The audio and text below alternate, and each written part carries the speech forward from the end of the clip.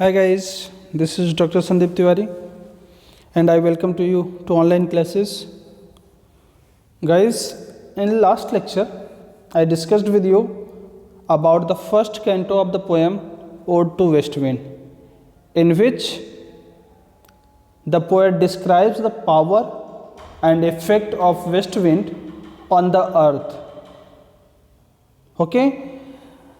In today's lecture I am going to discuss with you the canto second of the west wind, and in this canto the poet describes the effect of west wind in the air or in the sky.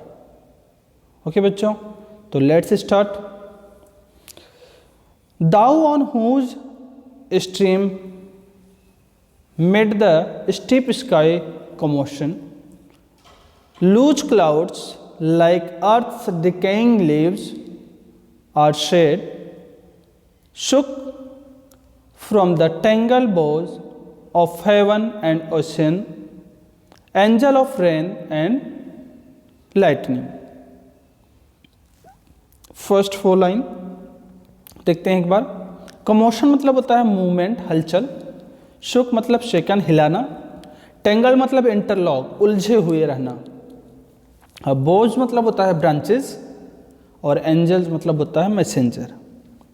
ये 4 to 5 words हैं जो आपको lines को explain करने से पहले जान लेना चाहिए.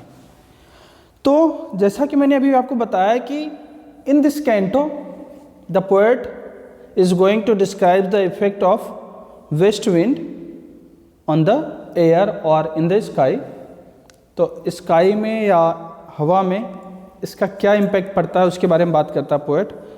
तो the poet compares the clouds which floats, the poet compares the clouds which float on the surface of west wind to the leaves which are on the earth.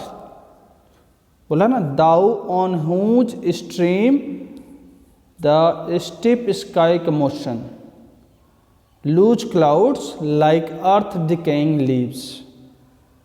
In the first line the poet says that, O west wind, you are the reason for the movement that are in sky. मतलब आसमान में जो भी हलचल है, for that movement, उस हलचल के लिए you are the reason, तुम रीजन हो, तुम कारण हो. इट मीन्स तुम्हारे कारण आसमान में भी हलचल है. क्यों ऐसा हलचल है, क्यों? तो बच्चों, आपने कई बार रियलाइज़ किया होगा, आपने आसमान को देखा होगा तो बादल आपको ऐसा लगता है चलते हुए नज़र आ रहे हैं. ऐसा लगता है कि बादल चल रहे हैं, आप कहते हो कि बादल यहाँ से वहाँ जा रहे हैं. तो उस बादल को पोएट ने कंपेयर किया है किससे? डिकेइंग लीव्स, जो सूखे पत्ते हैं, जो कहाँ पे हैं? ऑन द अर्थ, धरती पे हैं, उनसे उनको कंपेयर किया है. कैसे? जैसे कि धरती पे सूखे पत्ते, जैसे कि धरती पे सूखे पत्ते बिछे हुए नज़र आते हैं. किसी पेड़ के नीचे देखो, पतझड़ टाइम पे सूखे पत्ते जो गिरते हैं तो ऐसा लगता है कि एक लेयर सी बिछी हुई है. ठीक उसी तरह से आसमान में ये जो बादल हैं वो बिखरे पड़े हैं पत्तों की तरह. तो पोएट उन बादलों का कंपैरिजन किससे कर रहा है? धरती पे पड़े सूखे पत्तों से. और क्या कहता है कि these clouds fall from huge tree. बोलता है ये जो क्लाउड्स है ना, शुक फ्रॉम मतलब होता है सेकंड फ्रॉम या गिरे हुए, फॉलन फ्रॉम. ये कहाँ से गिरे हुए हैं? अ ह्यूज ट्री, एक विशाल वृक्ष से. इमेजिनेशन कर रहा है, कल्पना कर रहा है. क्या कल्पना कर रहा है वो? कि these clouds are fallen from, या these clouds fall from a huge tree whose roots मतलब जड़ें, are in ocean, and the branches are in the sky. लिखा है ना, tangled boughs of heaven and ocean. Tangled मतलब उलझे हुए, boughs मतलब शाखाएं, हेवन एंड ओशियन मतलब पोएट एक ऐसे विशाल वृक्ष की इमेजिनेशन कर रहा है, एक विशाल वृक्ष की कल्पना कर रहा है जिसकी जड़ें तो कहाँ हैं, ओशियन में, और जिसकी ब्रांचेस कहाँ फैली हुई हैं, हेवन में। और इसी वृक्ष से गिरे हुए क्या हैं, वो बादल हैं। समझ में आया बच्चों? तो फर्स्ट लाइन में उसने क्या कहा कि O west wind you are the reason for the movement in the sky. तुम स्काई में या आसमान में जो भी मूवमेंट होता है उसके लिए यू आर द रीजन, तुम उसके लिए कारण हो। It means because of you there are movements, तुम्हारे कारण ही वहां पे क्या है, मूवमेंट्स हैं। फिर बोलता है the clouds that are in sky, वो जो क्लाउड्स है ना, जो पत्ते जो आसमान में हैं, the clouds that are in sky, वो जो आसमान में बादल है ना, they are like the dead leaves, सूखे पत्तों की तरह हैं, that are spread on the earth, जो कि धरती पर फैले हुए हैं। And these clouds are shaken from या fall from a huge tree whose branches are in heaven and whose roots are in ocean। समझ में आ गया बच्चों? In last line the poet calls these clouds the angel of rain and lightning। angel मतलब messenger. तो अब क्या कहता है पोएट कि these clouds are the messenger of rain and lightning। lightning बिजली और rain मतलब बारिश। इसको आप भी समझ सकते हो कि जैसे आसमान में बादल आ जाएं, घने बादल आ जाएं, गहरे काले आ जाएं, तो आपको ये लगता है कि अब बिजली चमकेगी या और अब बारिश आने वाली है। तो ये आपको कैसे पता चला कि बारिश आने वाली है या बिजली चमकने वाली है? आपने बादलों को देख करके एक कल्पना किया, एक अनुमान लगाया। तो यही पोएट कहना चाहता है कि ये जो क्लाउड्स है ना, they are messenger, they are angels, they are messenger. वो मैसेंजर है, वो हमें मैसेज दे रहे हैं, किसके लिए? रेन एंड लाइटनिंग, बारिश और बिजली की। क्लियर बच्चों? आगे देखते हैं। There are spread on the blue surface of thine airy surge like the bright hair uplifted from the head of some fires minute, even from the dim verge of the horizon of zenith side, the lock of the approaching storm। तो अभी जो ऊपर की 4 lines हैं उसमें वो किसकी बात कर रहा है? बादलों की बात कर रहा है, जो आसमान में बादल हैं उन्हीं की बात कर रहा है। तो आगे भी वही थॉट कंटिन्यू होगा। तो अगले जो स्टेंजा में सेकेंड लाइन में जो लास्ट वर्ड है सर्ज, सर्ज मतलब होता है वेव्स, वेव्स मतलब लहरें। ओके बच्चों? आगे जो फायर्स है टेरिबल, भयानक। मीनेड एक ऐसी लेडी है जिसको ये माना जाता है कि वो वर्शिपर ऑफ वाइन गॉड, जो शराब की देवता, शराब के देवता का क्या नाम है? बेकस। जैसा कि मैंने वर्ड मीनिंग में आपको लिखा भी है, वर्शिपर ऑफ वाइन गॉड बेकस। बेकस जो वाइन गॉड हैं उनकी पूजा करती हुई है, जो पूजा करने वाली उसको क्या कहा गया है? मीनेड। वर्ज मतलब होता है ब्रिंक, किनारा। और जेनिथ साइड मतलब होता है highest point of the sky, in the sky. आसमान में सबसे ऊंचा बिंदु जो होता है उसको बोलते हैं जेनिथ साइड, सबसे उच्चतम स्थान। तो अब देखिए कि there are spread on the blue surface of thine airy surge. Poet अभी किसके बारे में बात कर रहा है? क्लाउड्स के बारे में। बोलता है दीज क्लाउड्स आर स्प्रेड, ये जो बादल है ना ये फैले हुए हैं। कहाँ? ऑन द वेव या blue waves of west wind. लिखा ना, blue surface of thine airy surge. Airy surge मतलब हवा रूपी वेव्स, लहरों के ऊपर कौन फैला हुआ है? वो बादल फैले हुए हैं। ब्लू क्यों है? क्योंकि बच्चों आप धरती पर से जब आसमान की तरफ देखोगे तो आसमान आपको ब्लू दिखाई देगा, और धरती से आसमान के बीच में हवा की लेयर होती है जो हमें दिखाई नहीं देती है। तो ऐसा लगता है कि हवा भी अपने ब्लू सरफेस के रूप में बह रही है, हवा भी ब्लू कलर में ही है, क्योंकि हवा दिखाई नहीं देती है। तो पोएट ये कहता है कि दोज क्लाउड्स, वो जो क्लाउड्स है ना, आर स्प्रेडेड ऑन, वो सारे के सारे क्लाउड्स फैले हुए हैं on the blue surface of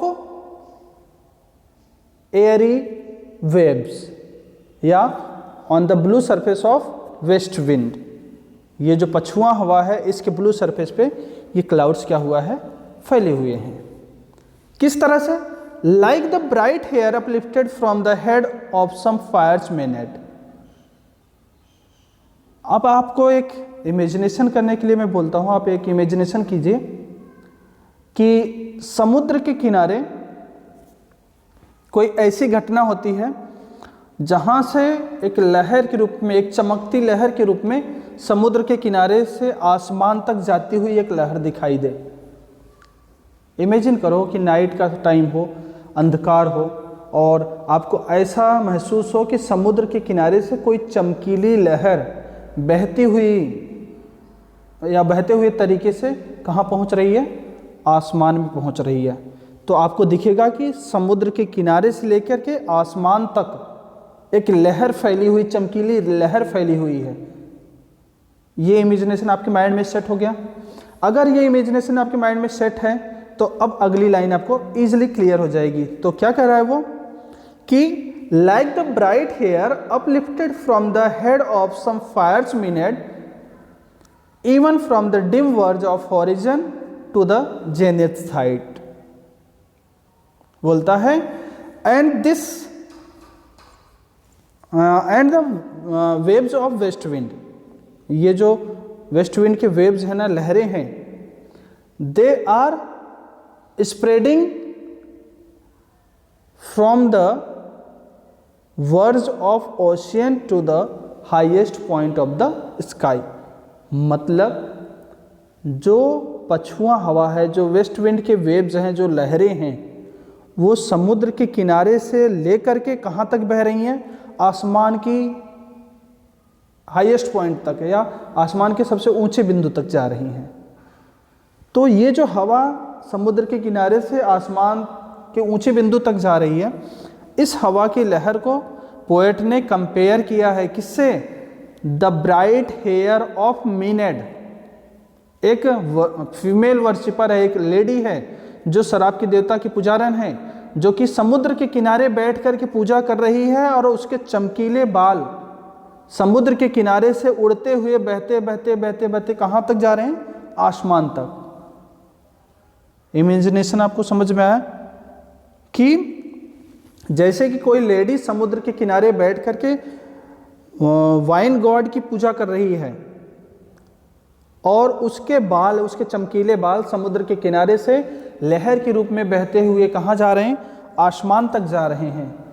ठीक उसी तरह से the west wind is also spreaded from the verge of the ocean to the highest point of the sky. उसी तरह से वेस्ट विंड भी समुद्र के किनारे से बहती हुई कहाँ तक फैली है, highest point of the sky. Clear बच्चों? आई होप ये क्लियर हो गया होगा आपके पास। चलिए नेक्स्ट स्टेंजा को देखते हैं।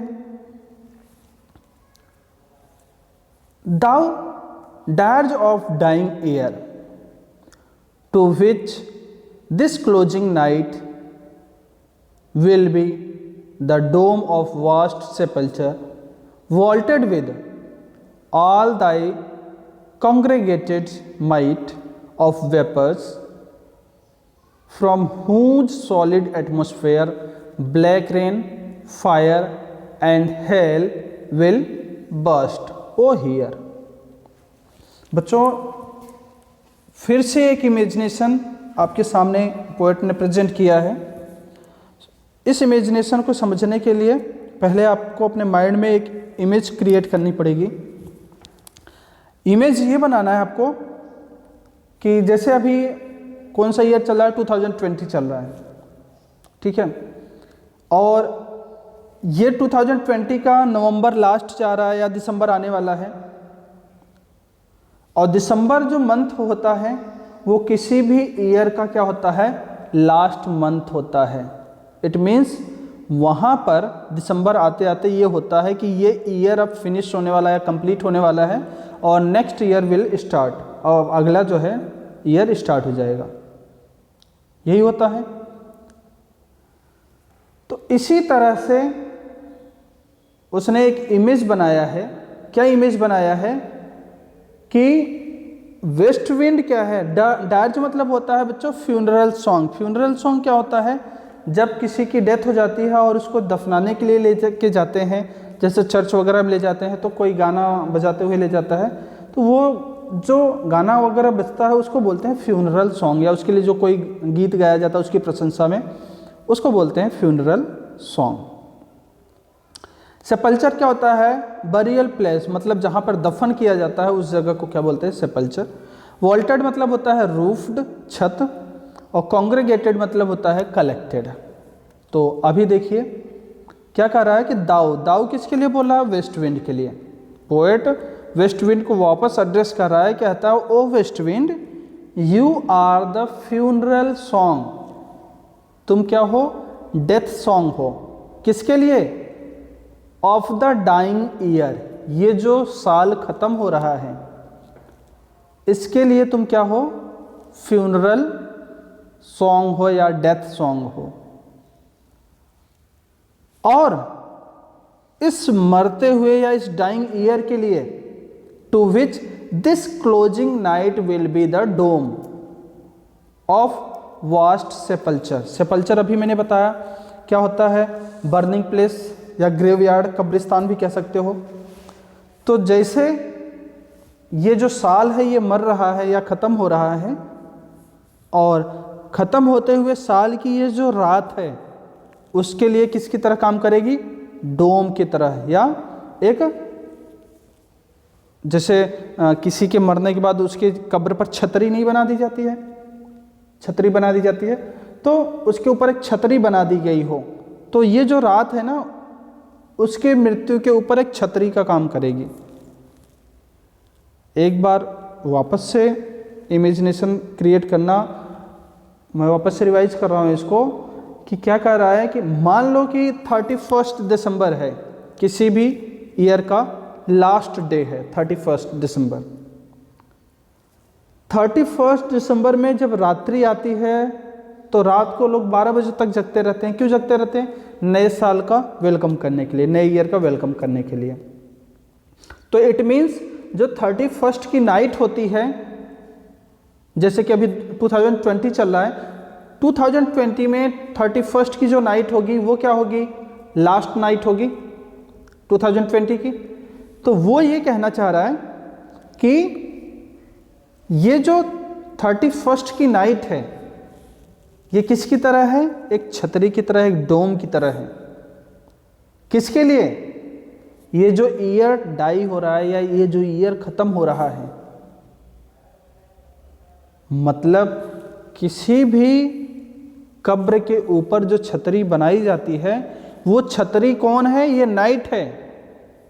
और कब्र किसकी है, डाइंग ईयर, मरते हुए साल की। और उस मरते हुए के लिए डेथ सॉन्ग कौन है, वेस्ट विंड। इतनी बात समझ में आ गई। तो फर्स्ट 2.5 लाइन में क्या कहता है, the poet addresses to west wind and says, O west wind you are the death song of dying year, तुम क्या हो, इस मरते हुए साल के लिए क्या हो, डेथ सॉन्ग हो। And to this dying year, इस डाइंग ईयर के लिए, दिस लास्ट नाइट या this closing night is like the dome, किसकी तरह है, डोम की तरह है, उस छतरी की तरह है। जैसे कि कोई वास्ट सेपल्चर, एक बड़े से कब्र की छतरी होती है।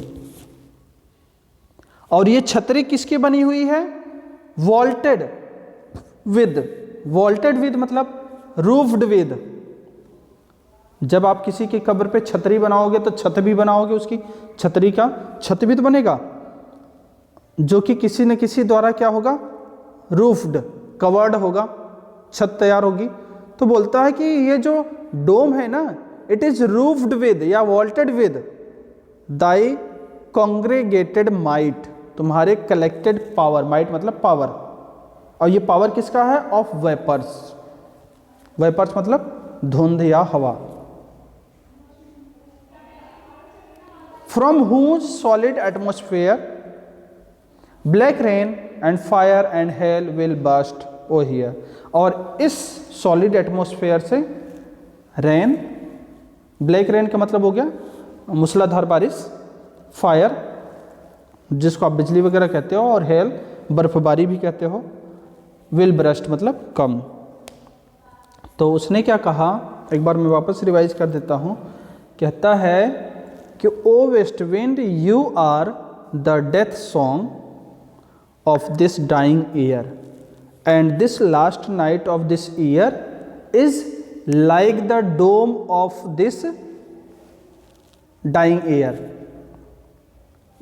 ये जो मरते हुए साल का लास्ट नाइट है, इसके लिए डोम का काम कौन कर रहा है, this night, this last night, and this dome is roofed with, और ये जो डोम है ना, ये रूफ्ड विद किसके द्वारा निर्मित है, विद दाई पावरफुल या विद दाई कलेक्टेड पावर, तुम्हारे इकट्ठी हुई शक्तियों के कारण, और ये कलेक्टेड पावर किसका है, with thy collected power of vapours, धुंध के कलेक्ट होने से, हवा के कलेक्ट होने से जो पावर बना, वही इस डोम के रूफ का निर्माण कर रही है। एंड फ्रॉम दिस रूफ या फ्रॉम दिस कलेक्टेड पावर या from this solid atmosphere black rain fire hello will burst, इसी सॉलिड एटमोस्फेयर से हवा, बारिश, बर्फबारी और बिजली आती है। ओके बच्चों, तो लास्ट स्टेंजा को मैं वापस से एक बार रिकॉल करता हूँ। कहता है वो कि वेस्ट विंड क्या है, ख़त्म होते हुए साल का क्या है, मृत्यु गीत है, और ख़त्म होते हुए साल के लिए जो लास्ट नाइट है वो उसकी छतरी की तरह काम करती है, उसकी कब्र के ऊपर छतरी की तरह काम करती है, और ये छतरी वेस्ट विंड के पावरफुल या कलेक्टेड पावर, उसके धुंध से या उसकी हवाओं से बनी हुई है, और इस छतरी से बर्फबारी, आग, हवा, ये सारी चीज़ें निकल करके आती हैं।